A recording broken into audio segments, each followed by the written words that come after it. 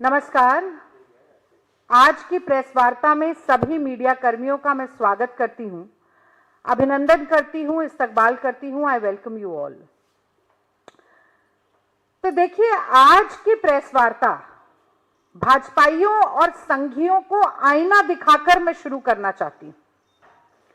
तो ये कहना ही होगा कि दूसरों पर अगर तबसरा कीजिए, पहले आईना रख लिया कीजिए, या थोड़ा साधारण शब्दों में समझा देती हूं कि सुनो, आईना जब उठाया करो, पहले देखो फिर दिखाया करो।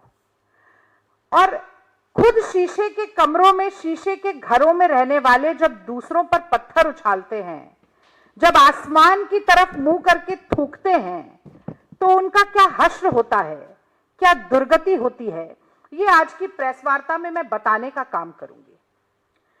तो बहुत ही दुर्भाग्यपूर्ण घटना कल घटित हुई। भारतीय राष्ट्रीय कांग्रेस इस देश की सबसे पुरानी पार्टी, सबसे पुराना राष्ट्रीय राजनीतिक दल, भारतीय राष्ट्रीय कांग्रेस के पूर्व अध्यक्ष, 5 बार के चुने हुए सांसद, इस देश के नेता प्रतिपक्ष, एक शहीद प्रधानमंत्री के पोते, एक शहीद प्रधानमंत्री के बेटे, एक ऐसे व्यक्ति जिनके खानदान का बलिदानी खून आज भारत माता की रगों में भी दौड़ रहा है, इस देश की मिट्टी को सींचने का काम कर रहा है, उस राहुल गांधी को देशद्रोही कहने की आपकी हिम्मत कैसे हुई, आपकी जुर्रत कैसे हुई? और इतनी धृष्टता, इतनी निर्लज्जता, इतना घटियापन आप अपने पब्लिक डिस्कोर्स में कैसे लाते हैं? मुझे लगता है आज ये देश की जनता जानना चाहती है। तो पूरे देश में जब सांप्रदायिकता, नफरत और हिंसा का जहर घोलने का काम हो रहा है, जब एक पूरे समुदाय की तुलना कुत्ते के पिल्ले के साथ की जाती है, घुसपैठिया कहा जाता है, कपड़े देखकर पहचानने की बात होती है, और बड़ी माफी के साथ मैं शब्द का प्रयोग करूंगी, जूते मारो, गोली मारो सालों को जैसे शब्दावली का प्रयोग किया जाता है, बटेंगे तो कटेंगे वाली विभाजनकारी राजनीति को केवल अपनी स्वार्थ सिद्धि के लिए, राजनीतिक स्वार्थ सिद्धि के लिए इस्तेमाल किया जाता है, तब ऐसे में एक व्यक्ति ये ठानता है, एक नेता ये दृढ़ संकल्प लेता है कि कन्याकुमारी से कश्मीर तक, मणिपुर से मुंबई तक मोहब्बत के फेविकोल से भारत को जोड़ना है।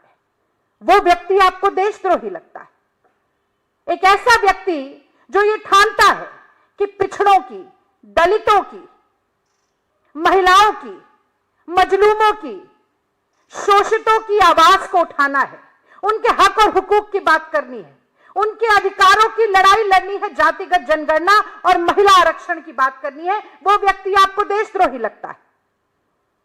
एक ऐसा व्यक्ति जो संविधान अपने हाथों में लेता है और कहता है कि महात्मा गांधी के देखे हुए सपने को साकार करूंगा, पंक्ति में खड़े हुए अंतिम व्यक्ति के आंसू पोंछूंगा, वो व्यक्ति आपको देशद्रोही लगता है।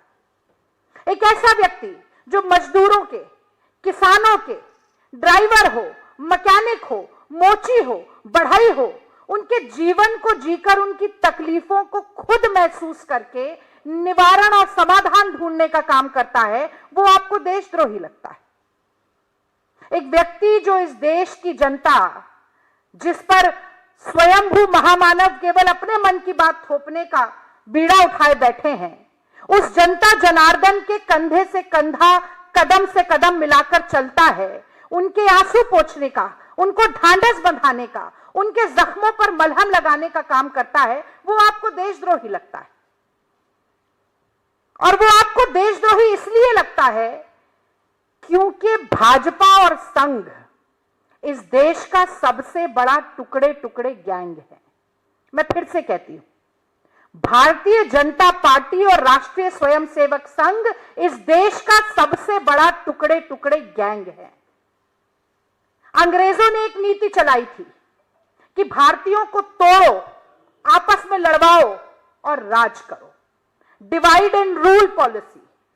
और अगर आज देश में संविधान के अधिकारों को तोड़ने का, लोकतांत्रिक मान्यताओं और प्रणाली को तोड़ने का, सामाजिक समरसता को तोड़ने का, भाईचारे, बंधुत्व, देश की कौमी एकता, गंगा जमनी तहजीब को तोड़ने का काम कोई कर रहा है तो वो यही टुकड़े टुकड़े गैंग है। और ये अपनी झेप मिटाने के लिए ऐसे अनर्गल बातें, ऐसे कुतर्क, ऐसे निराधार आरोप उस व्यक्ति पर लगा रहे हैं जो आज देश की जनता की आवाज बनकर खड़ा हुआ है। और मुझे मैं गर्व के साथ ये बात कहती हूं कि वसुधा का नेता कौन हुआ, भूखंड विजेता कौन हुआ, अतुलित यश क्रेता कौन हुआ, नवधर्म प्रणेता कौन हुआ, जिसने न कभी विश्राम किया, विघ्नों में रहकर काम किया।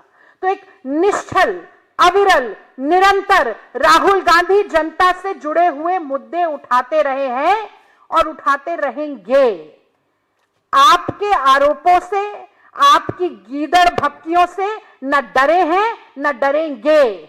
और अगर आप एक व्यक्ति को इस देश के संसाधन बेचने का काम करेंगे और देश का नमक खाकर भी नमक हलाली आप गौतम अडानी की करेंगे तो आपको गिरेबान से पकड़ने की हिम्मत भी राहुल गांधी रखते हैं। आज ये मैं बात कहना चाहती और मैं पूछना चाहती,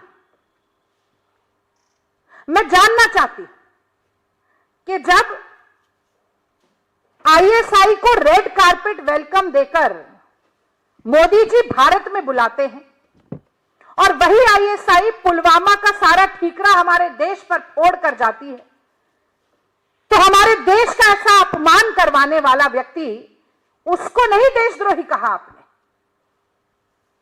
क्योंकि वो तो स्वयंभू महामानव है, आका है, मालिक हैं आपके। जब वही नरेंद्र मोदी चीन जाते हैं और कहते हैं कि पहले लोग भारतीय होने पर शर्म करते थे, दक्षिण कोरिया जाते हैं और कहते हैं कि भारत में लोगों को लगता था कि पिछले जन्मों के कोई पाप किए होंगे तब हिंदुस्तान में जन्म हुआ है, तो ये देशद्रोह की कैटेगरी में नहीं आता। जब बिन बुलाए नवाज शरीफ के जन्मदिन पर बिरयानी खाने जाते हैं और फिर पाकिस्तान लगातार हमारी सीमाओं पर प्रहार करता है, हमारे सैनिक शहीद होते हैं, देश को मुंह की खानी पड़ती है, तो ये देशद्रोह नहीं दिखाई देता आपको। जब शी जिनपिंग के साथ झूला झूलते हैं, गलबैया होते हैं और चीन के लगातार अतिक्रमण के बावजूद ना कोई घुसा है ना कोई घुसा था, चीन को क्लीन चिट देने का काम करते हैं, तो ये देशद्रोह नहीं होता है। ऐसी विरोधाभासी बातें करने वाले, ऐसा दोहरा चरित्र रखने वाले, ऐसा दोगलापन करने वाले, झूठे, फरेबी और पाखंडी भाजपाइयों और संघियों के आरोपों पर आज देश की जनता हंस रही है। अपने आप को हंसी का पात्र बनाने के अलावा आपने कुछ नहीं किया।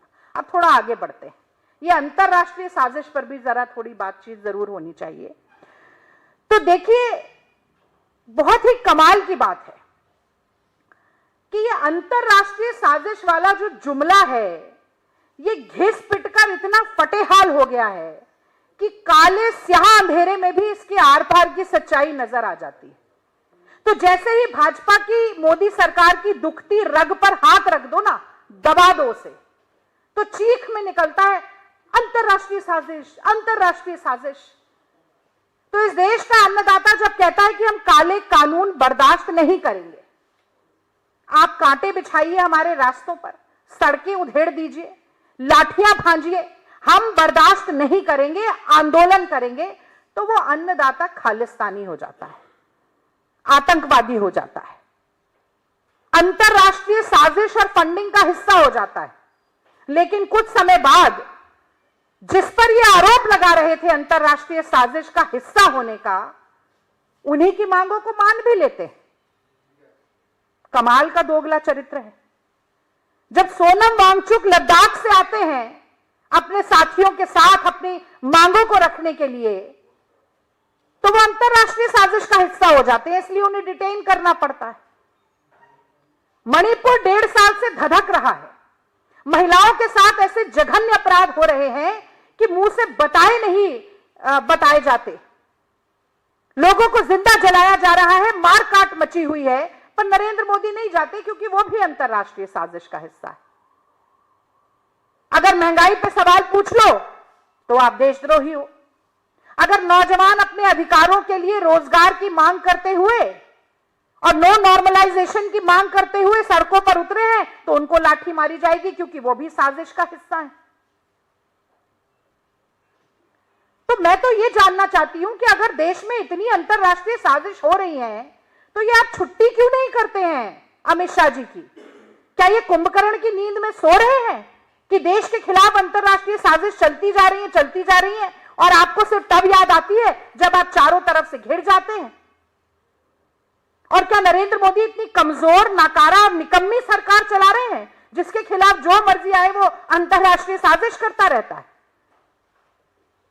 अगर इस देश में किसी ने अंतरराष्ट्रीय साजिश रची है तो उस व्यक्ति का नाम गौतम अडानी है, जिस पर $250 मिलियन की रिश्वतखोरी, घूसखोरी, हेराफेरी और जालसाजी का आरोप लगा है, जिसने न सिर्फ अमेरिका में बल्कि ऑस्ट्रेलिया में, बांग्लादेश में, कीनिया में, श्रीलंका में और स्विट्जरलैंड में भी भारत की छवि को धूमिल कराने का काम किया है। तो देश की ऐसी अवमानना आपको दिखाई नहीं देती, ये अंतरराष्ट्रीय साजिश दिखाई नहीं देती। और जैसा कि मैंने पहले कहा कि आज सड़क से लेकर संसद तक मोदी अडानी एक हैं, इसलिए सेफ हैं का नारा लग रहा है तो आपको मुंह छुपाने की जगह नहीं मिल रही है। ऐसा लगता है आपने देश का नमक नहीं खाया है, आपने गौतम अडानी का नमक खाया है और उसी नमक हलाली के चक्कर में आप देश के नेता प्रतिपक्ष पर अनर्गल आरोप लगाने का काम कर रहे हैं। और देशद्रोह जैसे गंभीर मसले का इतना सरलीकरण करके अडानी के गुलामों से प्रेस वार्ता करवा रहे हैं। इससे ज्यादा शर्मनाक और बात नहीं हो सकती कोई। अब दो बातें और मैं कहना चाहती हूं। भाई, अर्थव्यवस्था को कांग्रेस पार्टी अस्थिर करवाने का काम कर रही है।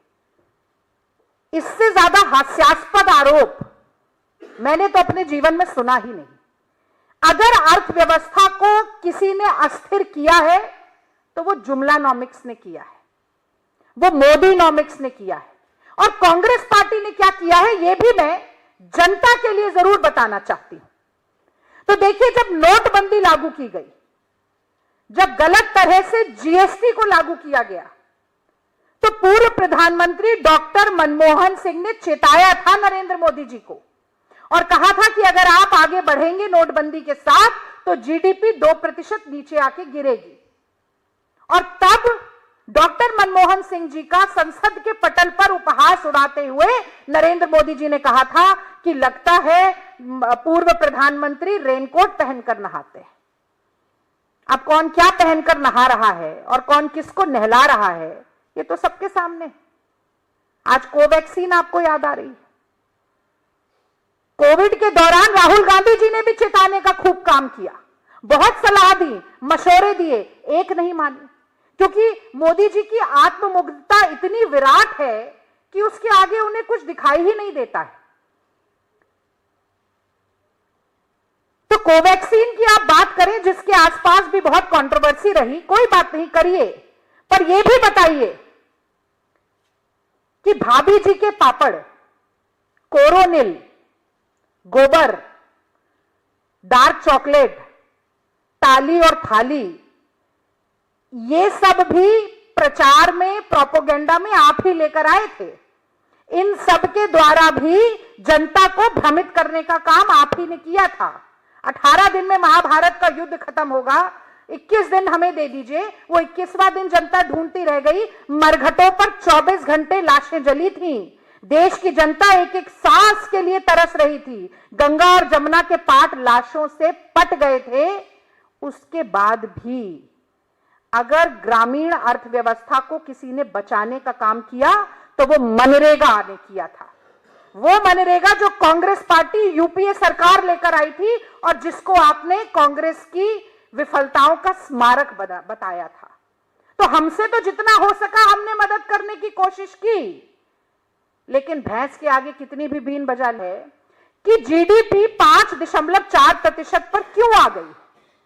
आज जब आपसे पूछा जा रहा है कि ना ग्रोथ है ना जॉब है, ऐसी परिस्थिति क्यों है।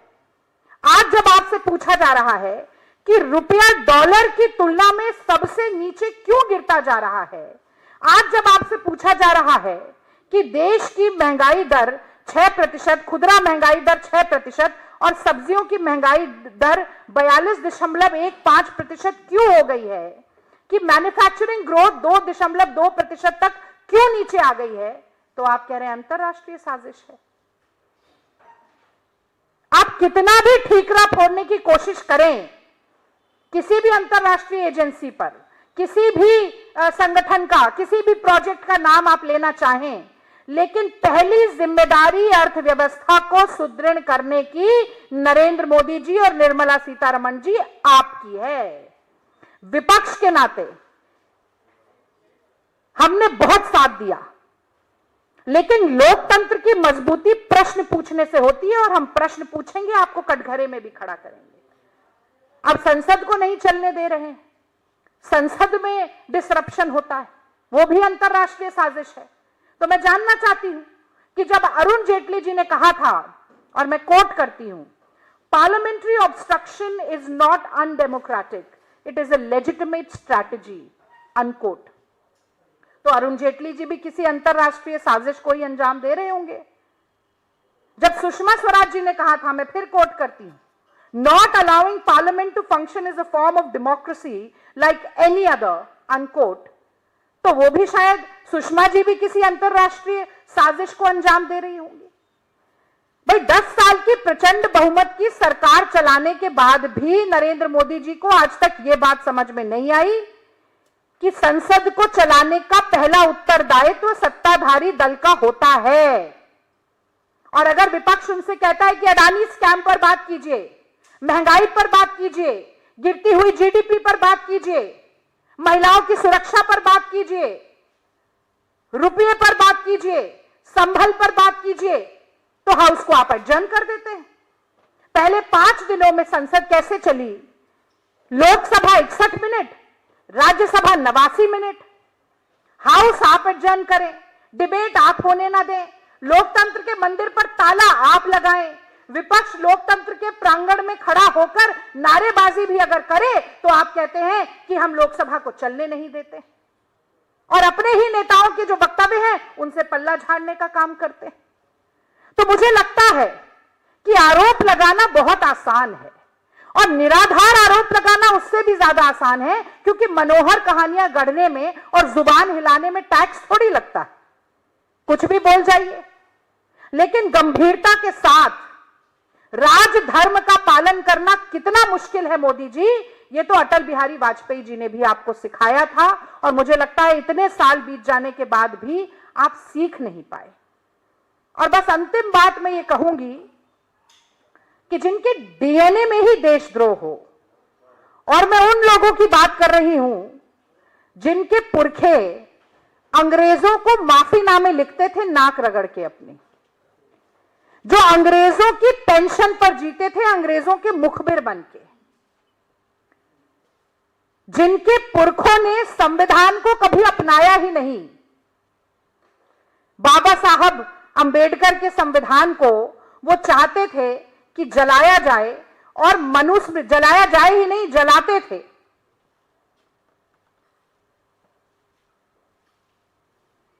और आज तो ये कहना और ज्यादा महत्वपूर्ण हो जाता है, बाबा साहब अंबेडकर को याद करना और ज्यादा महत्वपूर्ण हो जाता है, क्योंकि आज महापरिनिर्वाण दिवस है। मैं नमन करती हूं संविधान के रचयिता को।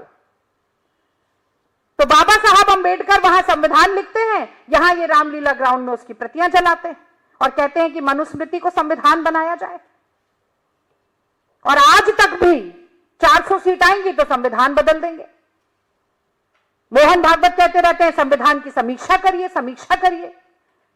संवैधानिक अधिकारों का लगातार क्षरण आप कर रहे हैं, तो आपके पुरखों ने जो किया वो आप भी आगे बढ़ा रहे हैं।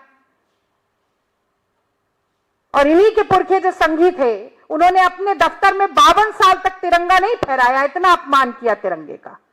तो ये नस्ल ही देशद्रोहियों की नस्ल है।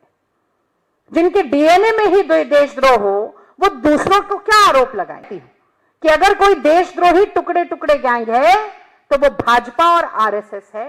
और अंत में मैं बस इतना ही कहूंगी कि आप चाहे कितना भी आसमान की तरफ मुंह करके थूकते रहिए, आप ही का मुंह गंदा होने वाला है। बहुत बहुत धन्यवाद। अगर कोई सवाल है तो मैं जरूर उसका जवाब देना चाहूंगी। रागिनी जी, कांग्रेस ने कल पूरे हाउस को एडजर्न किया, शोर शराबा भी हुआ लोकसभा में, तो आज आप लोगों की क्या स्ट्रैटेजी रहेगी? क्योंकि कल आप लोगों ने डिमांड किया था कि निशिकांत दुबे और संबित पात्रा माफी मांगे अपने बयान को लेकर।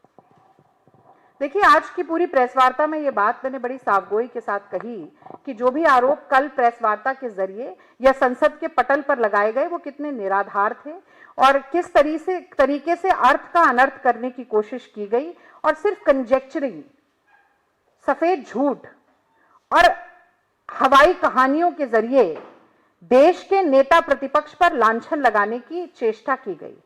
जो कल की मांग है वो हम आज भी दोहराते हैं, पर जिस तरह से एक तानाशाही का रवैया चल रहा है, विपक्ष की आवाज को, विपक्ष के विरोध के स्वर को हलक में ही घोटने की साजिश चल रही है, मुझे नहीं लगता कि हमारी मांग इतनी आसानी से पूरी हो जाएंगी। और जब तक नहीं होगी तो जो कहा जाता है कि हर जोर जुल्म की टक्कर में संघर्ष हमारा नारा है। और हाँ, कांग्रेस पार्टी संघर्षरत रही है, न सिर्फ अपने नेताओं की, अपनी पार्टी की प्रतिष्ठा के लिए, बल्कि जनता जनार्दन के अधिकारों और हक और हुकूक के लिए। तो हम संभल भी जाएंगे, हम महंगाई पर भी बात करेंगे, हम जीडीपी पर भी बात करेंगे और सबसे महत्वपूर्ण, जिस पर पूरी भारतीय जनता पार्टी समेत मोदी जी मुंह छिपाकर फिर रहे हैं, अडानी स्कैम पर भी पूरी चर्चा संसद में होगी। जब तक नहीं होगी तो हमारे पास जो लोकतंत्र ने संघर्ष का रास्ता दिया है उसे हम अपनाएंगे।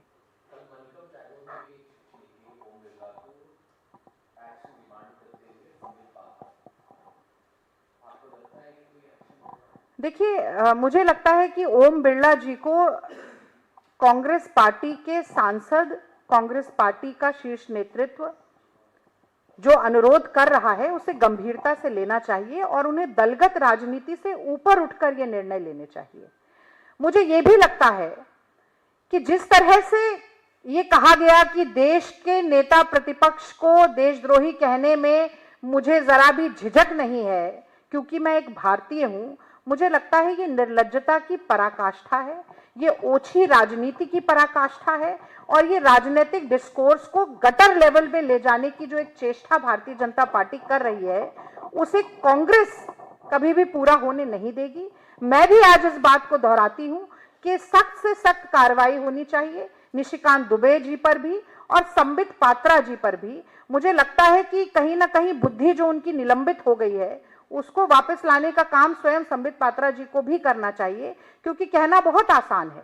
मैं भी एक हेनरी किसिंजर के साथ मोदी जी की तमाम फोटो हैं उनको लहरा कर दिखा सकती हूँ कि 1971 के समय में जो भारत के खिलाफ सबसे बड़ी साजिश रचने वाले राजनायक हेनरी किसिंजर के साथ भी मोदी जी गलबैया हो रहे थे। लेकिन देशद्रोह जैसे शब्द का इस्तेमाल भी गंभीरता के साथ होना चाहिए, सोच समझकर होना चाहिए और एक ऐसे व्यक्ति के लिए जिसकी पूरी लेगेसी ही सैक्रिफाइस की रही हो, बलिदान की रही हो, जिसने हर वक्त देश की जनता के मुद्दों को हाशिए से राजनीति की मुख्यधारा में लाने का काम किया हो, उसका इस तरीके का अपमान कांग्रेस पार्टी बिल्कुल बर्दाश्त नहीं करेगी। मुझे भी आज ये कहने में कोई झिझक नहीं है कि असल में भारतीय जनता पार्टी और राष्ट्रीय स्वयंसेवक संघ के डीएनए में ही देशद्रोह है, वही टुकड़े टुकड़े गैंग हैं इस देश के। और इसीलिए वो कहा जाता है ना, जाकी रही भावना जैसी, तिह मूरत प्रभु की देखी तिन तैसी।